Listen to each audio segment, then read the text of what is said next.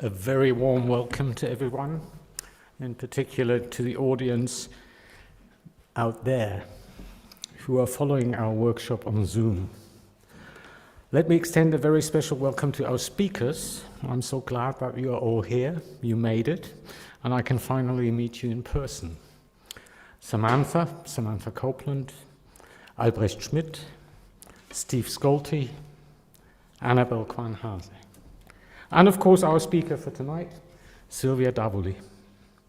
Please allow me a few organizational remarks. It is customary at the Einstein Forum to dispense with lengthy introduction of our speakers.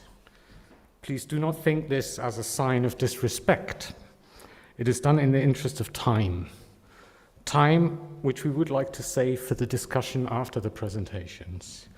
You can read all about our speakers, scholarly achievements, publications, and institutional affiliation in our conference brochure.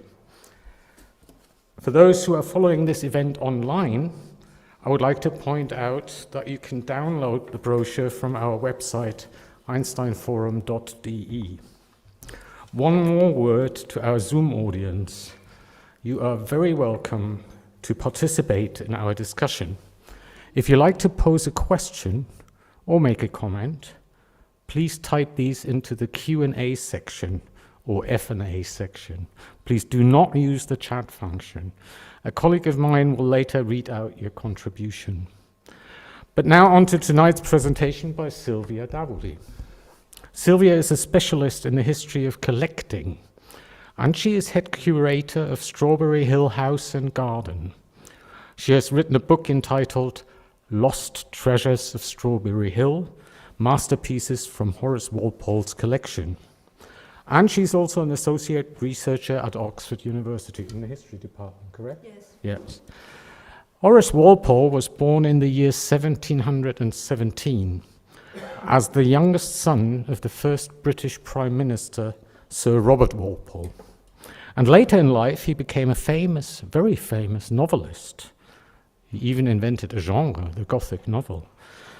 He was also a renowned collector and a historian of art, as well as a part-time politician.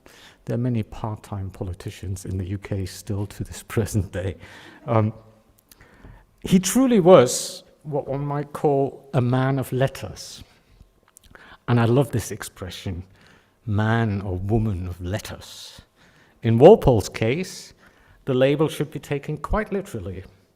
He was perhaps the most prolific letter writer in the history of the English language. His collected correspondence runs to no less than 48 volumes, that thick. With his letters and other writings, Walpole had introduced a great number of new words into the English language. Words such as air sickness, anteroom, the verb to bask, beefy, boulevard, cafe, caricature, fairy tale, falsetto, malaria, mud bath, whatever that came from, nuance, sombre, all words he introduced into the English language, if you believe the Oxford English Dictionary. And, most important of all, he invented the word serendipity. And Silvia has a fascinating tale to tell about a letter, a specific letter, and a missing portrait, and about the serendipitous invention of serendipity. Her presentation is simply entitled The Creation of the Word Serendipity. My apologies, Silvia, but I cannot resist the temptation to suggest a possible subtitle to your talk by quoting the late Queen of Soul music, Tina Turner. What's love got to do with it, Silvia? The floor is yours. Thank you. No, 1 second. Oh, no, this is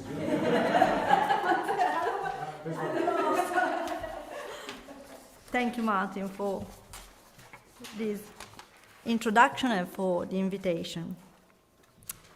So, yeah. you can see a beautiful portrait of Horace Walpole by the artist Rosalba Carriera. And this portrait was made more or less around the 1740s, with 1741, when Walpole was traveling to Italy during the Grand Tour.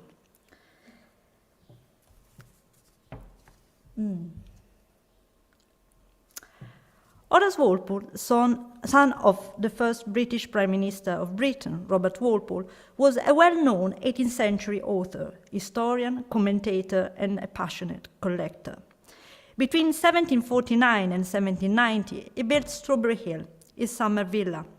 A lifelong project, this small paper house, as Walpole ironically used to call it, is situated on the outskirts of London and is still celebrated today as the place where the Gothic revival aesthetics was established for the first time, and where Walpole wrote The Castle of Otranto, the first Gothic novel. And here we have two images of Strawberry Hill at the time and Strawberry Hill nowadays. The house was restored in 2010, and since then is open to the public.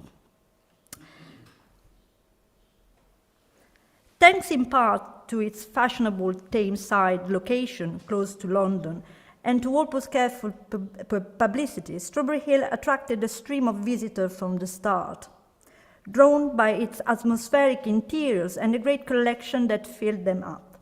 By the time of his death in 1797, Strawberry Hill contained at least 4,000 objects, not counting several thousand of prints, drawings, and coins acquired over some 55 years.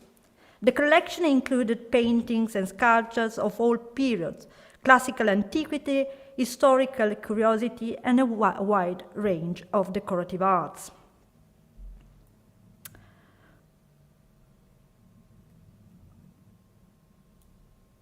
Why it's not working? 1 second. Okay, it's fine. Walpole collected the beautiful, but he also valued objects for their meaning, especially the access these objects gave to people and events in the past. The rooms at Strawberry Hill included a picture gallery, a cabinet of curiosity, and the Holbein Chamber, a pioneering museum focused on the 16th century. Every room was recreated every room was conceived as a theatrical set where the objects and the architecture interacted in order to recreate precise atmospheres and narratives, making Strawberry Hill one of the most famous interiors of his time and ever since. And here I have selected a number of objects that were clearly connected to famous historic figure. And Walpole was very keen on the provenance of these objects, which is a quite new thing, because nowadays we are used to the idea that obviously an object that is sold at auction is valuable because it was in the collection of Napoleon I. But there is a premium, of course, because of the provenance. But at the time, when Walpole was living, provenance was something completely new. And Walpole was one of the first persons to actually gather information about famous collectors of the past. Therefore, the Valois, the Medici, Charles I, the Duke of Buckingham, etc., etc.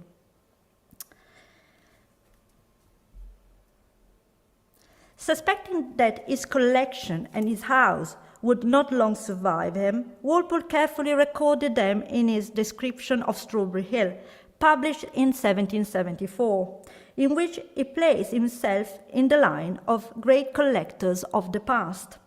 The collection was dispersed in a 24-day sale in 1842, making Strawberry Hill a prized provenance ever since. The house survived, and in 2015, the Strawberry Hill Trust fully restored it to its 18th century state, but, alas, as an empty shell. Here we have two images. To be completely honest with you, these images were taken during an exhibition, the Lost Treasure exhibition, where actually we succeed to bring back some of the treasure. So the paintings you see on the walls are part of the Lost Treasure exhibition, but otherwise it's true. I mean, the collection is lost, and nowadays Most of the treasures from Sombre Hill are scattered in public museums, such as the V&A, the Museum of Fine Arts in Boston, or the British Museum, and sometimes in private collections. For many years, my aim as senior curator of Strawberry Hill has been to retrace and, when possible, to reacquire as many works of art as possible which once belonged to Horace Walpole. To gain a comprehensive understanding of the origin of the term serendipity, I will start by discussing the circumstances surrounding Walpole's encounter with a portrait of Bianca Capello, an artwork that I tried to trace for many years and that is associated, as you know, with the conception of this word. At the age of 22, Horace Walpole set off on the Grand Tour, a traditional ritual for the youth of the British aristocracy. In particular, he settled in Florence, then considered an important diplomatic seat for the English, where he spent more than 1 year. It was in Florence that Walpole first met the British envoy, Horace Mann, who was to become one of Walpole's best friends and one of his most prolific correspondents, as they exchanged letters for over 45 years. They shared a great passion for art, and over the years, Mann sent many gifts to Walpole, with a focus on works of art that were related to the Medici family. The Medici and the turbulent history of love, treasures, betrayals, and murders appealed greatly to Walpole's Gothic imagination. Furthermore, Walpole found similarities between the Medici family, merchants and great collectors, and the story of the Walpoles, wealthy merchants from Norfolk who became great politicians but also great collectors. It is worth mentioning here that the famous collection formed by Walpole's father, the Prime Minister Robert Walpole, was sold to the Empress of Russia, Catherine the Great, in 1779. In 1753, Mann sent to Walpole a portrait of the great Duchess Bianca Capello, a portrait Walpole knew well, having seen it years before in Florence. Bianca Capello was one of Walpole's favorite historical characters, as her adventurous and dramatic life could only but excite Walpole's imagination, from a Venetian aristocratic birth to her elopement in 1563 with a poor Florentine bank clerk, to her liaison and eventual marriage with the great Duke Francesco I de' Medici, to their sudden death in 1587, possibly poisoned by Francesco's brother Ferdinando. Bianca's lives continued to provide fertile ground for creative minds well beyond the 18th century. Among the most famous writers who were inspired by her biography are Henry James and Alexandre Dumas. Even today, the mysterious circumstances of her sudden death kept Medici historians as well as forensic experts busy trying to establish whether she died of natural causes or was actually poisoned by her brother-in-law. Upon the arrival in London of the portrait of Bianca, Walpole wrote to Mann that he had commissioned a bespoke frame for it, which he wished to complete with the Grand Ducal coronet and the arms of the Medici and the Capello families. It was while researching the correct coat of arms for the Capello family that Walpole found, completely by chance, that one version of the insignia bore the addition of a fleur-de-lis, one of the symbols of the Medici family. And here we can see the book coming from Horace Walpole collection, Le armi, ovvero insegne di tutti i nobili della magnifica e illustrissima città di Venezia, and Walpole found actually the coat of arms from the Capello family with the fleur-de-lis on the top of the hat. I mean, it's a minimal. I mean, it's very small detail. And actually the cross was put by Walpole. So this is at the origin of the serendipity concept. Walpole, who did not expect to find an indication of the marriage between Bianca and Francesco in her family crest, was pleasantly surprised. In a letter to Mann of 1754, he famously described this discovery as an example of serendipity, Walpole's first reference to the word.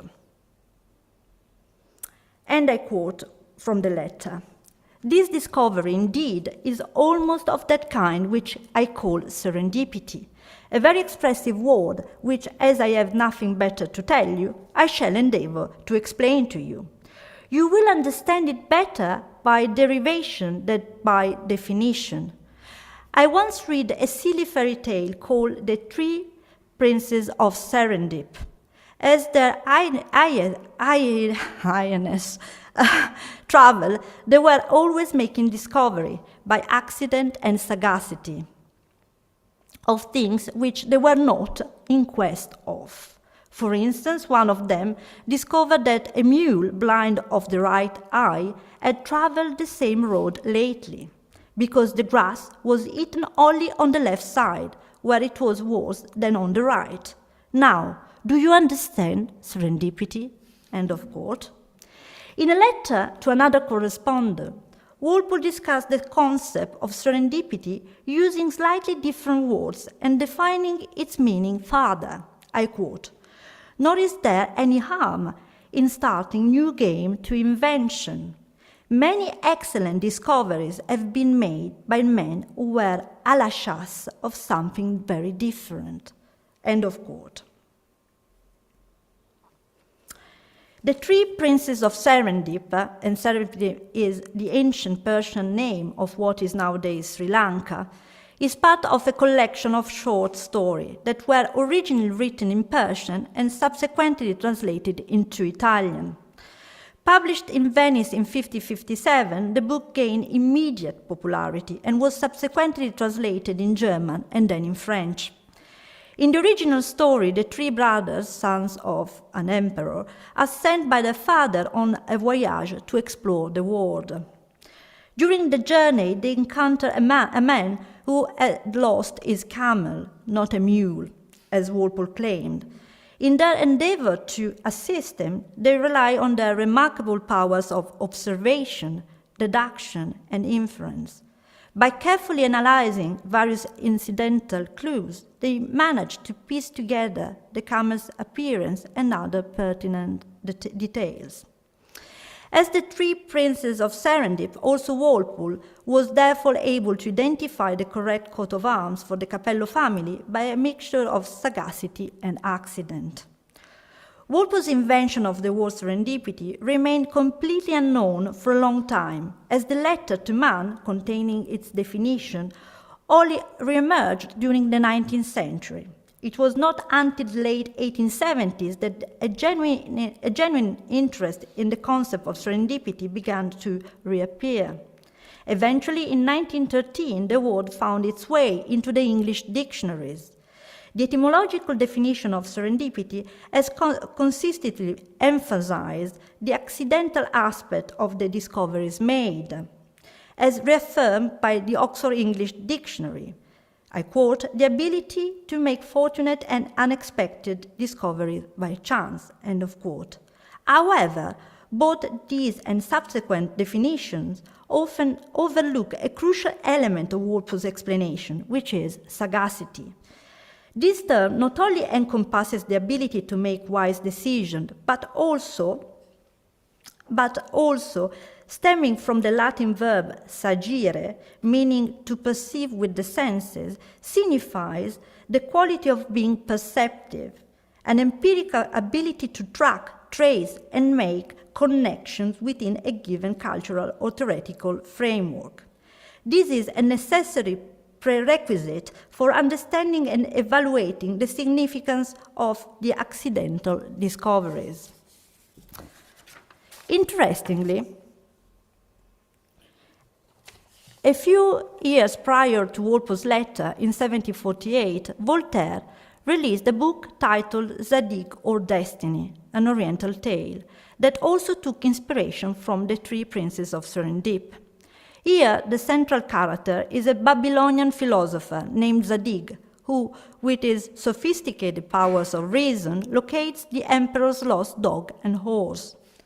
Voltaire's focus lies solely on how Zadig employs logical reasoning to reconstruct the events surrounding the animals and to defend himself against false accusation of theft.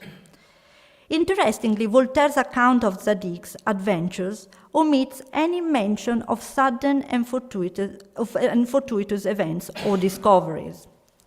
Walpole and Voltaire knew each other and shared a common friend, the Parisian salonière Madame de Deffand.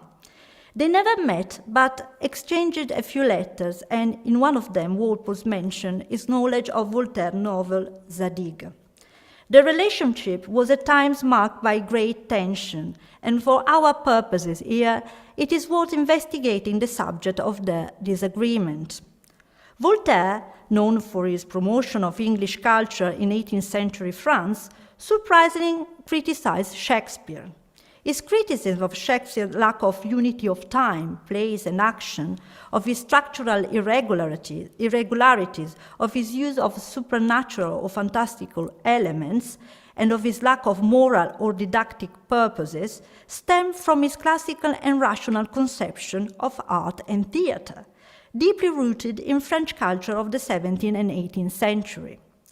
Walpole responded directly to Voltaire's criticism and defended Shakespeare's literary merits in his publication A Letter to David Hume in 1766. In essence, he argued that Shakespeare's genius lay precisely in his ability to transcend the constraints of classical rules and create a more natural and realistic depiction of human life. He defended Shakespeare's use of supernatural elements as a way to explore themes such as fate, destiny, moral ambiguity, and the mysterious forces at work in the world. This comparison of Voltaire's and Walpole's contrasting views on Shakespeare sheds light on their respective interpretation of the tale of the three princes of Serendip. In Voltaire's case, he employs the Persian tale as a philosophical allegory, using moralistic storytelling to emphasize the significance of rational inquiry and the power of reason in challenging falsehoods and conformities that were prevailing in the society of the ancient regime. Voltaire champions reason and rationality over superstition, an approach that he would repeat in his later novel Candide. On the other hand, Walpole approaches the tale from a distinct perspective, associating evidence-seeking with the unexpected revelation of truth, hence drawing inspiration from the empirical approach advocated by influential British philosophers of the 17th and 18th century, such as Francis Bacon, John Locke, David Hume, Joseph Addison, and Edmund Burke. While Voltaire emphasized the role of reason in shaping reality, Walpole stresses the influence of the material and objective world on the shaping of knowledge. Walpole's creation of the word serendipity can be seen as an homage to Joseph Addison's essay titled The Pleasure of Imagination, which was published in 1712. The essay explored the nature of imagination and its role in human experience, particularly in relation to the arts. In his essay, Addison argues that the imagination plays a vital role in shaping our perception and experiences. Addison considered imagination as an active force that not only recalls past experience, but also combines and rearranges them, thereby giving rise to new ideas and concepts. This process of mental synthesis can give rise to surprising association. He argues that surprise occurs when the imagination presents us with unexpected connection and juxtaposition that challenge our preconceived notions or ordinary patterns of thought. Moreover, Addison argues that surprise contributes to the pleasure of anticipation. When the imagination presents unexpected and surprising ideas, it creates a sense of curiosity and anticipation for what might come next. Walpole's definition of serendipity is therefore not an inaccurate or misguided reading of the three principles of serendip, as suggested by some scholars. On the contrary, it is intentional, and it's crucial to understand the concept of serendipity within the British philosophical context of Walpole's time, specifically influenced by the intellectual paradigm shaped by Joseph Addison. This paradigm also exerted a profound influence on Walpole's entire body of work. For example, in the construction of Strawberry Hill, where fragments from different castles and ruins were blended together, and in the formation of his collection, which brought together different historical memorabilia to weave unexpected narratives. The portrait of Bianca Capello serves as a prime example of this process. It holds significance beyond being a mere work of art. For Walpole, the portrait holds value in his ability to evoke and connect a range of ideas related to his intellectual aims, including his fascination with the history of the Medici family and Gothic narratives. At the Great Strawberry Hill Sale of 1842, the portrait of Bianca Capello was bought by William Seguier, the first keeper of the National Gallery in London, and its trail has been lost ever since. In recent years, I have been trying to locate it through careful provenance research. However, the search has proven to be more challenging than expected. On one hand, I have collected information from Walpole's correspondence, describing a painting possibly by Vasari or Bronzino. On the other hand, I have thoroughly examined the vast but uncertain iconography associated with Bianca Capello. Despite all efforts, the serendipitous discovery of the lost portrait has not yet occurred. And here we have some examples. And the problem with Bianca Capello is that there are many portraits that are called Bianca Capello, but often they don't look similar. I mean, they are completely divergent. So, and also when it's 100% sure that is Bianca Capello, like the one up on the right by Bronzino. But then when comparing dates, she was too old to be portrayed this way. And then when she was a duchess, Bronzino was already dead. So it's really complex. And at the time there were also Eleonora da Toledo and other Medici princess, and they are all portrayed in the same way. So it's really a jigsaw. The idea of serendipity, as mentioned earlier, is highly relevant to the work of a provenance researcher who heavily relies on visual clues. This endeavor demands detective-like abilities of reasoning while also relying on fortunate events, like unexpectedly coming across a new piece of information that might lead to the right painting. However, it is important to note that discovering the right painting is only feasible if one has a clear understanding of what he or she is looking for. To conclude, I hope to have shown how the term serendipity, introduced by Walpole and now commonly employed in scientific context, as an element of the cognitive process, has a cultural value that in many ways transcends this specific meaning. In fact, it could be argued that it represents the different attitudes of British empiricism and French rationalism toward the theory of knowledge, especially with regard to its methods, validity, and scope. Serendipity can therefore be intended as an emblem of the different and often contrasting epistemologies of the age of the Enlightenment. Thank you.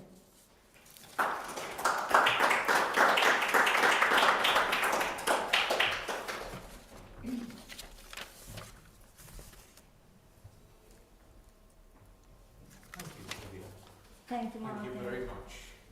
I'm sorry I didn't bring the real portrait of I had banked on it, actually.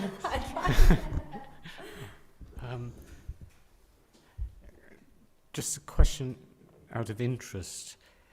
I still don't really get the significance of the fleur-de-lis in the coat of arms, is that a reference to the Medici family? Yes. All right. How does it, because it's in the coat of arms of the Medici family more prominently?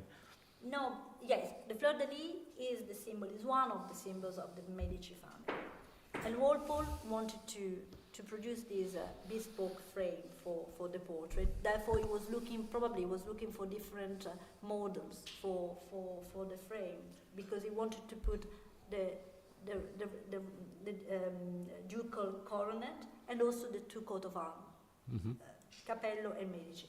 So the discovery was, when he was looking through all these family coat of arms from Venice, he suddenly found that in the Capello coat of arms, that normally doesn't have any fleur-de-lis, there was a little fleur-de-lis, which meant, in Walpole, and obviously was that clearly they added the fleur-de-lis because of the wedding between Bianca and Francesco. For him, this was like, obviously, because he was producing the frame, he was looking for the coat of arms, he had the portrait of Bianca, was obviously the serendipitous discovery.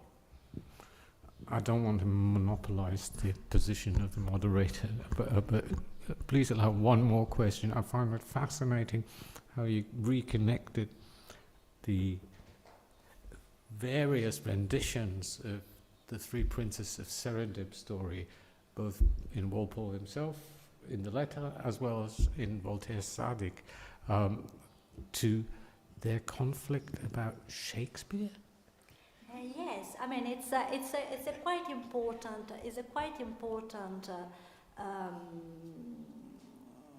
I mean, in Walpole's aesthetic theory, this conflict with Voltaire was quite prominent.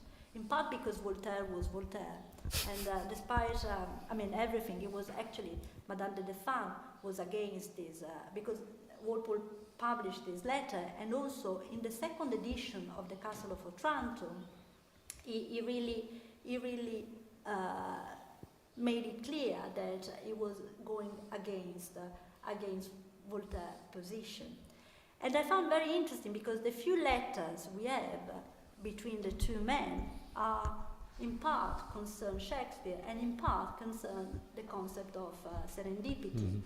And Walpole, in one of the letters to Voltaire, made a clear reference to Zadig, which means, in a way, that Walpole, Walpole is also in terms of history of art, is a very difficult character, because everything he did is in fragments. So whenever it comes to his letter, to the castle, to the collection, who is writing, everything is like fragmentary. So it's very difficult sometimes to connect all the dots. But I found these,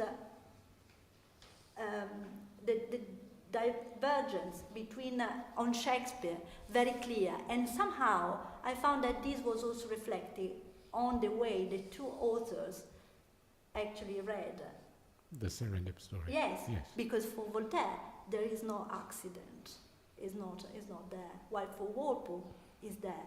And Addison is really a major figure for Walpole, and it's all about this just opposing things, association, unexpected association, which is a very strong element also in the making of the collection. Strawberry Hill is a complete, it's the castle itself that is called a paper castle, and is not by chance.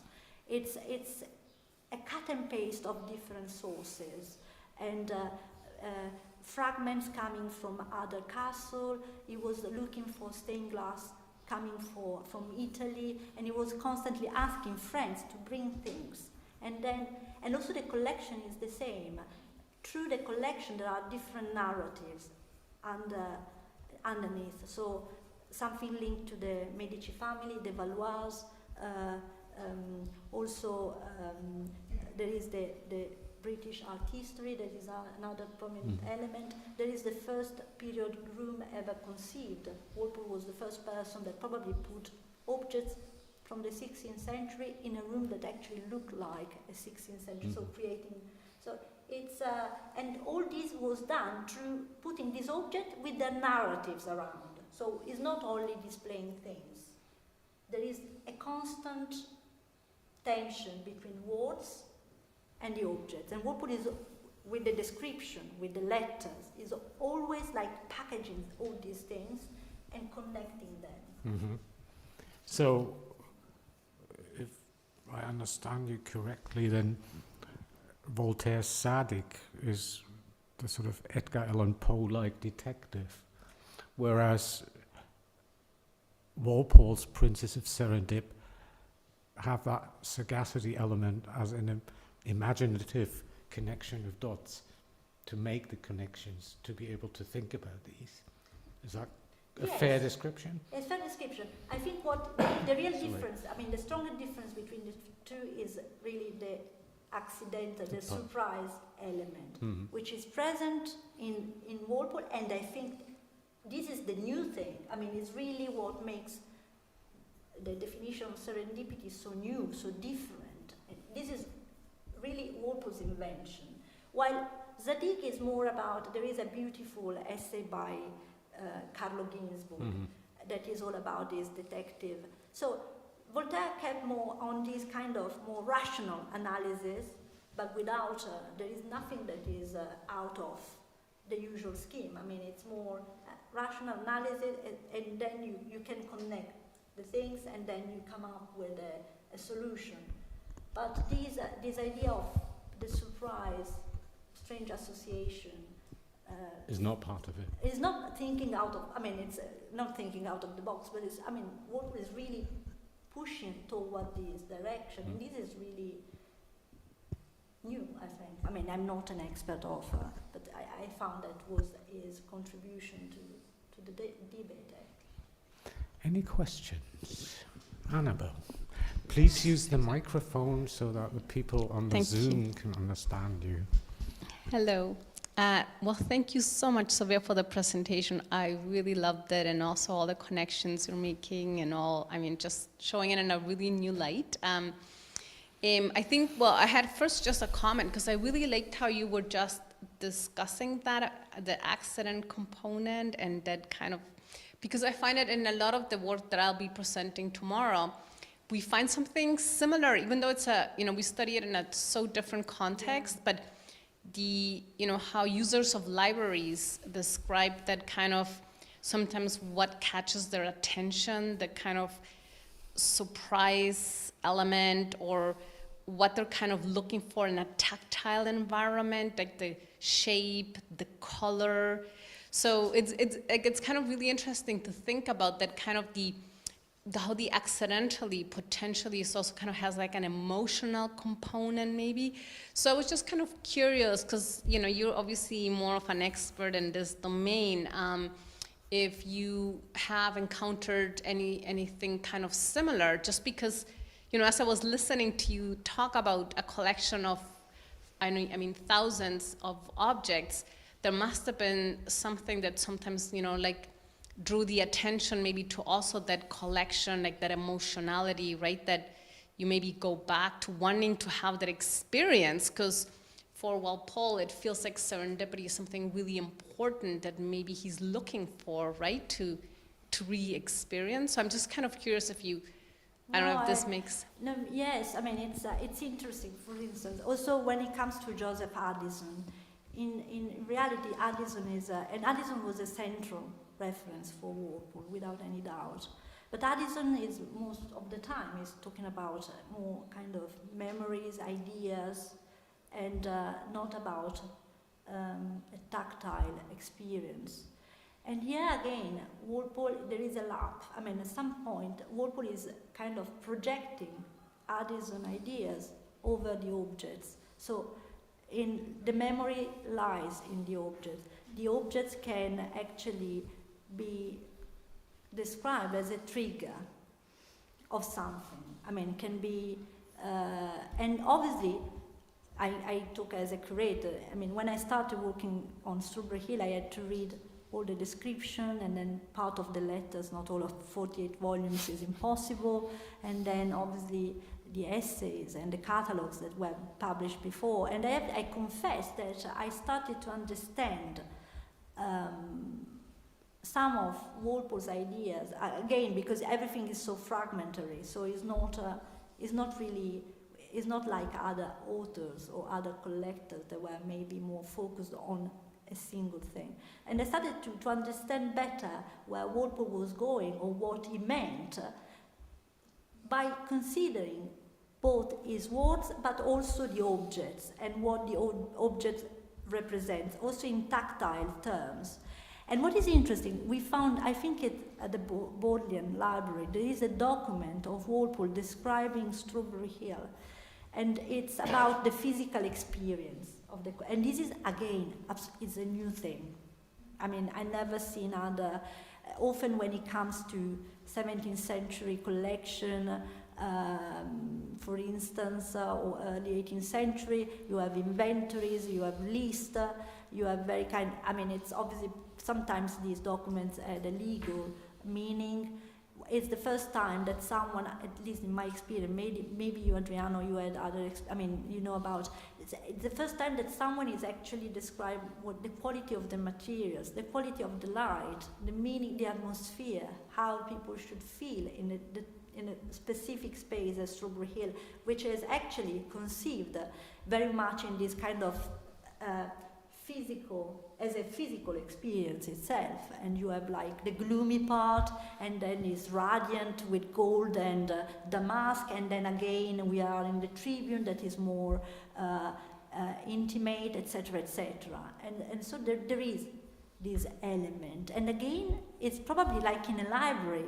I mean, it works very well as a metaphor. In Walpole, you have an object, next is another object, and then you start to see connections because there is something, you know, this was the King Louis XV's mistress. Walpole was very much in mistresses and gossip. And then you see, but then there is a kind of Valois general story and connection to the English crown. And then little by little you start to see all these parts. But obviously, I mean, in the description is never described as a kind of consistent, there are elements. But may I cut in there in support of Anabel? In these passages in which he talks to man, or writes to man about, after having received the portrait of Bianca Capello, he talks about the room, which is obviously a very special room where he keeps Bianca, and he talks about the very special light that falls on Bianca. So there is an emotional attachment to the object, to Bianca, perhaps, represented there, to the story, of the tragic story. So I guess there is something there that feeds the imagination, at least when I read between the lines what he says about Martin is a good observation. I mean, today I couldn't, because it becomes a little bit pedantic with Needham's. But for instance, Bianca Capello's portrait was in a round drawing room at Strawberry, where Walpole had gathered all the Medici memorabilia. And this was also the room that identified more with his father's taste. And because there were paintings coming from his father's collection. And it's a more kind of, it symbolized the power of his father and the parallel I mentioned before between the Walpoles and the Medici. Again, and also this connect again to Voltaire, because Voltaire prized this idea of merchants and the free commerce, etc., etc. So it's interesting that Bianca Capello was contained in this particular room. It's funny, we tried several times to understand where actually the painting could be to have the light, and we didn't find actually. There are kind of physical obstacle to this idea of him sitting and the painting somewhere and the light, because the window was behind, so we didn't understand. But yes, I mean, again, there is the physical element that is part of the description. Yeah. Any more questions? Albrecht. So thank you so much for basically just, for me basically being very far away from that for that. And I was wondering, I think the definition or the explanation what serendipity is basically in a way that it's not defined. I think it's by analogy. And I think I wonder this question of whether we just don't see the plan behind this connecting dots, and I think this also in contrast to Voltaire. So basically, is it serendipitous if it happens and we are just not seeing? So I go to the library, I find a book, and I think it's accidental because it's next to the other book. But the librarian, she probably put it there with a good reason. So is this sort of quote definition or this explanation what serendipity is this covering this part where we just experience something because we are ignorant of what the overall system does behind us? And that links a little bit to sort of the computer science side. I'm thinking more about it. So basically, we think it's serendipitous, and I think also these stories, I don't know them, but sort of those stories they are sort of happening, but Voltaire seems to sort of think there is some bigger plan behind them. So is sort of this notion of serendipity, is this already in this definition, or is this sort of an overinterpretation of that? I don't know that. I wish I knew. No.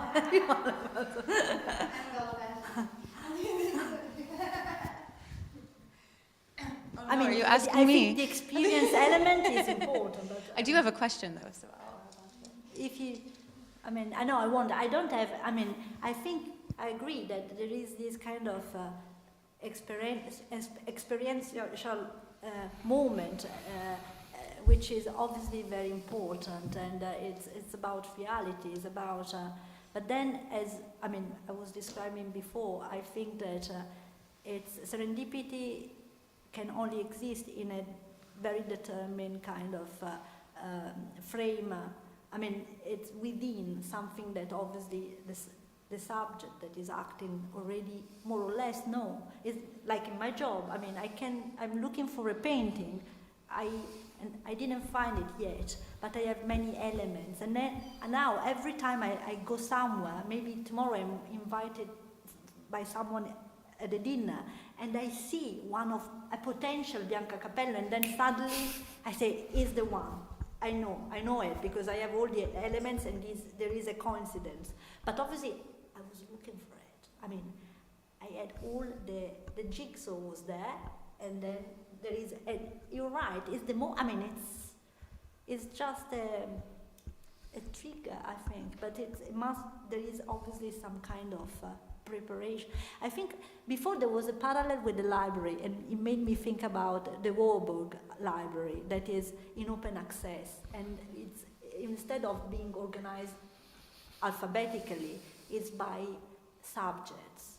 And every time you go there and you start with one thing, and then boo, boo, boo, boo, boo, and then suddenly you find something else, because there is this kind of, it's more by association than for a precise order. So it's interesting because you find, yes, there is a kind of construction. Obviously, they decided to organize the library this way.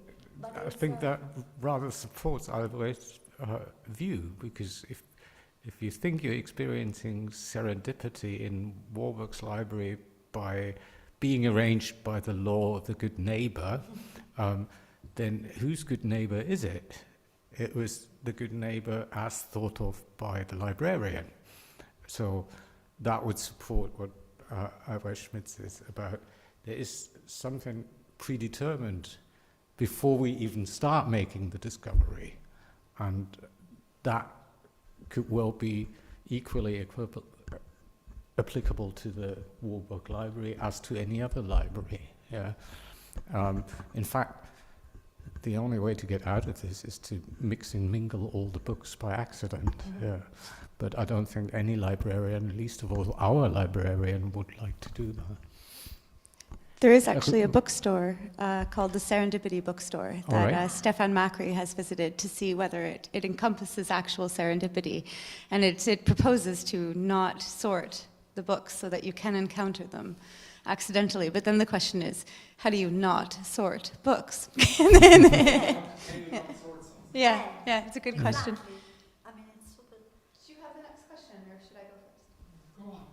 So mine actually follows this a little bit. So one of the tricky things about the Princes of Serendip story is that when they made the observations, they didn't know about the camel driver. So they make the observations along the road on their way to Persia. And then when they get to Persia, they encounter a camel driver who has lost a camel. But up until then, there's no reason to presuppose that the observations they're making are about a lost camel. So there's this trickiness there where it is different than what Walpole is doing with his collection, where he's trying to create the ability to make unusual connections between objects by putting them next to each other, right? So in that sense, he's trying to create that sensation of surprise, maybe, in the collection. But that's not the same thing as actual serendipity from the Princes of Serendip. That is a retrospective recognition of the value of something that you accumulated through observation. So in the book, or the portrait versus the signature, what do you call it again? The heraldry? Yeah. Coat of arms. Coat of arms, thank you. He got the book of coat of arms expecting to find coat of arms, but not expecting to find confirmation of the marriage within those coat of arms. And so that itself is a pleasant surprise, given what he had expected about what he was going to find. So I was going to push you a little further on the collecting. Is that it's so fascinating, this idea of thinking about creating that surprise. Do you think he was trying to recreate the same connections that he himself felt for his own purposes? Was he trying to create a situation in which others would make their own connections by that display? Or is it just, No, yeah. I think it's, because Walpole, as I said before, he spent half of his life forming the collection and the other half writing about the collection. And I suspect that, and clearly, I see patterns that other people before me, other art historians have seen already. So I suspect that there was some kind of shared plan or knowledge there. And also because we have the descriptions, and Walpole actually provided so many information about these objects, means that somehow he wanted to guide these. But there is an element of openness also, because as I said before, his description is really a description. You have the room and is a list of objects where they are displayed, but they are not, and there are indications sometimes about, this was a Medici, this is Valois, this is a decorative vase in Pietre Dure, etc., etc. There are elements, but it doesn't really it's not guiding you.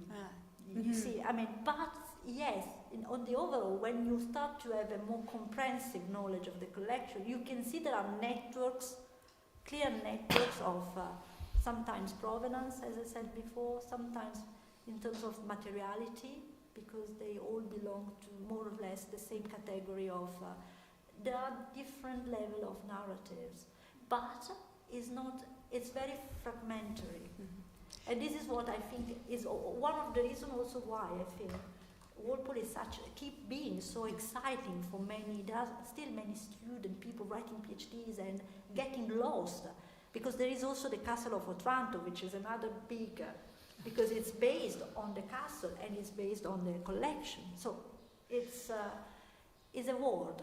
But do you think it was more about his own personal experience of the collection? It was more about presenting it to... It's presenting. Okay. It's like the letters. Okay. Walpole letters, they are very, the language is fresh. It's a pleasure to read these letters. One could think that these were really authentic, intimate letters. It's not true. He was already editing since the beginning, asking, and he chose his correspondence in function of specific themes. So Horace Mann is about the arts, Montague is about Paris, etc., etc. And when the correspondents were dying, he was already selecting someone else because and he was asking the letters back and editing these letters. And this is wow, because in the end, for instance, one of the question today that I keep being asked is whether Walpole was homosexual or not. the letters were edited. We don't have a clue. I mean, it's not. I mean, maybe we don't know. I know, but I know that the letter don't reflect necessarily is more private. Because these were done, like Madame de Sévigné was the big model for Walpole, and Madame de Sévigné, again, she was writing letters in order to publish them one day. So I think also the collection, the Castle of Otranto, everything was edited in order to be shared. So yes, I mean, obviously, and then the historical, for Haase it's more difficult sometimes to really reframe and recontextualize these objects and his ideas within the right cultural context, because like in many other disciplines, I mean, we need to make an extra effort in order. But I think, yes, there was a very public dimension. He was very aware also the Neo-Gothic thing was completely new. I mean, everybody else was building neoclassical stuff, and he was doing this paper castle. I mean, it's bonkers. It was completely... But he knew that. I mean, and he was defending this idea also. I mean, protecting it. So. Rüdiger. Yeah, thanks. I won't elaborate on this Warburg example because I think there will be plenty of time for this tomorrow. But I have two questions for you. Probably one is a marginal one, and the other one is misguiding, but anyway. The marginal one is with the coat of arms again. Yeah. So the page that you presented. There are two capellos. There are two, exactly, that's what I'm going for. And one is a misspelling, obviously. I know. And is it a misspelling, or is there any reason behind it? Yeah, because one is, they are different. Why are there two? And one is marked with a cross. Who did this? Do you know? The marker is Walpole's mark. Walpole's mark, yes. Okay. And it's interesting. Walpole had a library at Strawberry Hill. Nowadays, the library, we have other books, while Walpole's books were bought back by this American bibliophile who, between the two wars, was able actually to gather most of the letters, and he therefore published the letters and most of the books. And what we know of the library was that it was a working library. Walpole was not a bibliophile. I mean, it was, and so we have often is a kind of marginalia, annotation, exclamation, etc., etc. And the cross is often used in order to stress or highlight a very important discovery. I did check, when I was at the Lewis Walpole Library where this book is kept, I did check, I'm not an expert in coat of arms, I mean, the kind of nobility coat of arms, but I noticed, like, in Venice you have family like the Contarini, and often, I mean, it's the same family, but they have like different coat of arms with, because they were often like a wedding association, and two different families, they were associated because they were weddings, etc., etc. And so you have slight, kind of very minimal changes to the coat of arms. So it's normal to have two coat of arms of the same family. About the misspelling, I don't know. I mean, it's also possible that it doesn't exist a family that corresponds to the misspelled name of Capello. And maybe, yes, a little bit of, I mean, I could do more research on this, but yes, it's normal. I mean, it's one should actually compare two different editions of the same book and see whether it's really a misspelling or. Okay, here's my other question, and that would, it's a bit in the tradition of Martin's suggestion of a subtitle for your talk. My version would be, what's got Tristram Shandy to do with it? Which is, and if you just have the opposition between Voltaire and Walpole, then okay, that is in a way, although, I mean, Voltaire was a great admirer of English philosophy, and he translated all things and brought Newton to France, and well, he's obviously the apple which is on our poster is obviously he brought it to the literature. Anyway, so but in the end, he is more or less the representative of continental rational philosophy, and Walpole more in the tradition, although Addison is a very important figure, but there is more about it at the same time, and that's why I say what is Tristram Shandy and his associations and his philosophy of sensation and this mocking of John Locke and so on.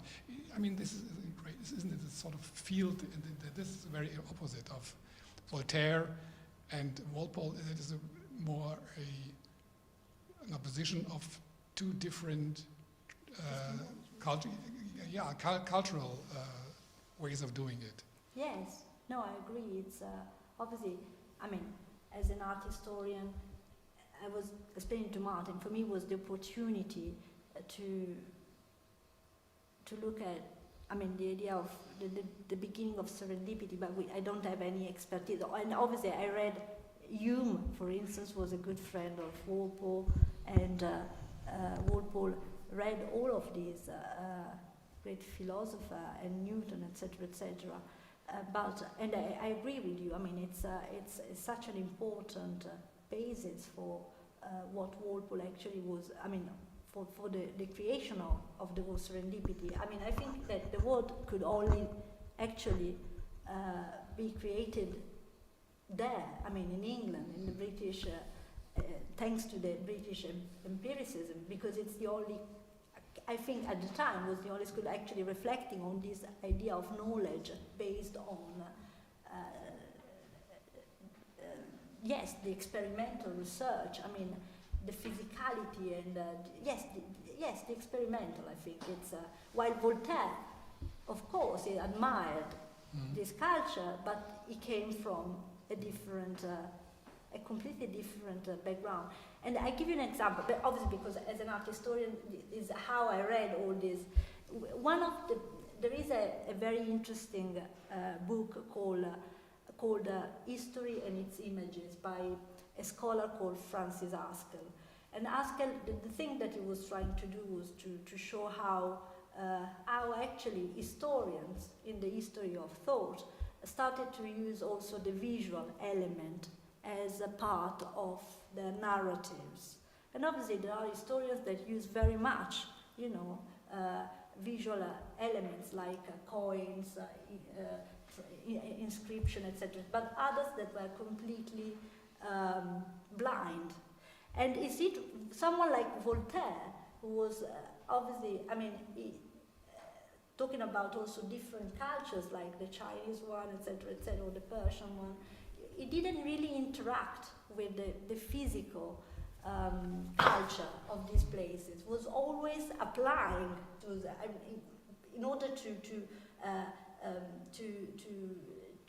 teach something. Was applying his own rationale to using other cultures or tales or story in order to, and there wasn't any seduction with the actual culture that he was describing. And I think it's interesting. So in a way, it's thanks to Voltaire that we know, like for Zadig, that we interact with this kind of the broader world, but somehow he was using these elements in order to prove his point, but not really, he was not really seduced by this world. So, I mean, I don't know whether I explained this correctly or not, but it's just to say that I think that despite the admiration and obviously the circulation of idea, there was a different approach to the materiality and I mean, yes. Any more questions? Yes, could you wait for the mic? Thank you. So I think you had just the term materiality, and I think I was thinking of physicality and temporality of it. So that the question is serendipity linked to physicality? I think we had heard a lot of objects, a lot of things that are placed in space. So our being in space, does this sort of link, or could we imagine serendipity as a purely written concept? So I think we sometimes discover things in reading. Is physicality, is being in the space, also with the analogy of the story, is this sort of a part of it, or could it be just a completely sort of a concept that's completely unbound to the physical world? I mean, in the case of Walpole, I think the physicality, I mean, the importance of the objective world, what you see, the trace, the visual element, it's super important. As I said before, there is the written word, the narratives, and the narratives comprehend books, readings, information, philosophy, etc., other things, I mean, the intellectual dimension. But then, in the case of Walpole, there is also a physical element, and as I said before, the object can work as a trigger and can connect to a specific information that can be historical or philosophical, or can be referred to something that happened in the past or to a specific person. But yes, there is this dialogue between the two things, and it's important. So yes, there is a temporality and there is a physical space. If you want to add something. No, I'm just, curious that this is obviously a question that also concerns your quest of how to install serendipity in digital systems. That is a very pertinent question. Where is temporality, where's space, and is it tactile or anywhere? Because then you can forget it, basically. When I say tactile, Not really.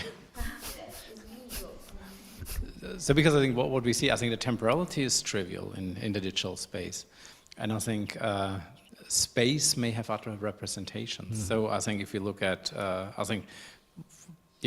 thinking of virtual reality, obviously space is a very important concept. Also, tangibility is sort of an area. Basically, data physicalization is something that just people start to happen because we know that if you touch something, it's different than if you just see it. So I think that's why I think sort of this the strong concepts in there may be required to really, if we want to have it in this full potential or in its sort of experience in the digital world, we probably have to understand those concepts quite deeply in a way. Also, it's another thing that maybe could help understanding better Walpole.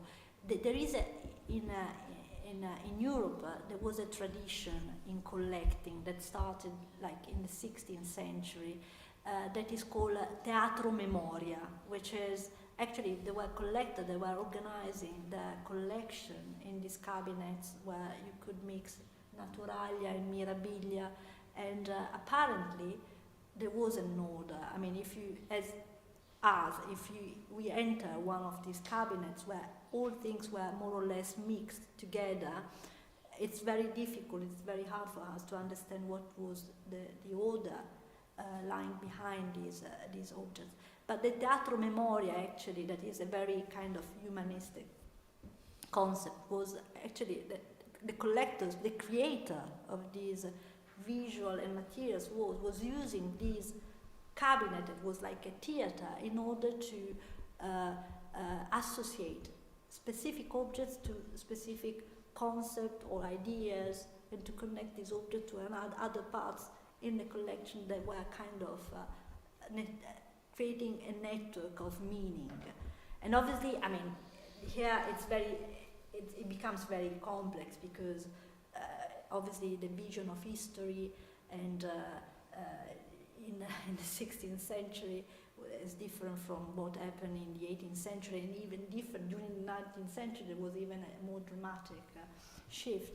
But Foucault has very well explained that what is our relation to history, etc., etc.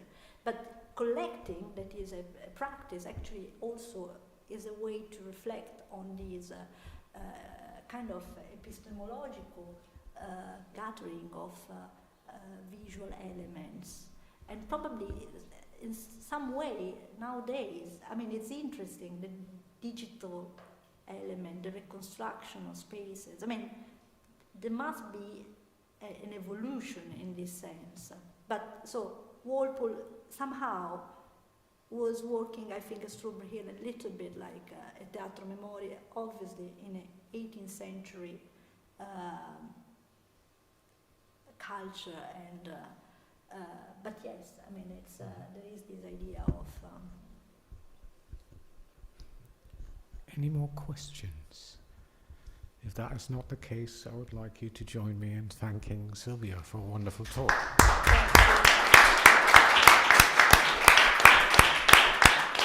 And for those of you out there on Zoom, we will reconvene tomorrow at 10:30 sharp. Thank you.